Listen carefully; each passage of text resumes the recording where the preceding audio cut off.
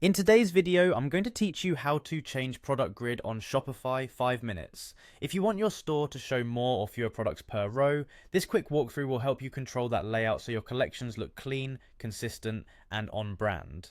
We'll work right inside your theme editor, focusing on the featured collection area, where most themes manage the product grid.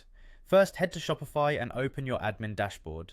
From the left-hand menu, choose Online Store. This is where you handle how your storefront looks and behaves. Within Online Store, select Themes. You'll see your current theme at the top, along with any unpublished themes below it. We're going to make a simple visual change, so no code is needed. Open the theme editor by clicking Edit Theme. This takes you into a live preview on the right and a settings sidebar on the left. You can switch between pages and sections here to edit different parts of your site. Next, navigate to Templates. Depending on your theme, this may appear as a drop-down near the top of the sidebar, or as a panel that lists the templates available. Choose the template or page layout that includes your product grid. For many themes, the grid you want to adjust sits in a Featured Collection section, so click Featured Collection when you see it. Inside Featured Collection, look for the layout controls. You should find an option called Columns, which controls how many products appear in each row.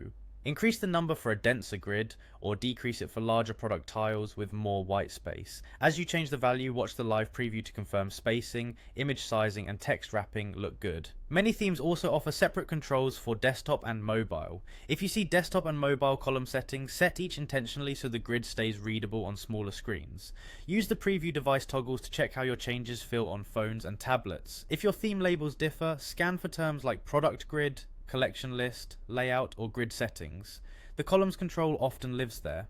A few quick tips while you adjust: make sure your product images share consistent aspect ratios to avoid a jumpy grid, avoid cramming too many columns if your product titles or prices are long, and aim for a balance between visibility and legibility.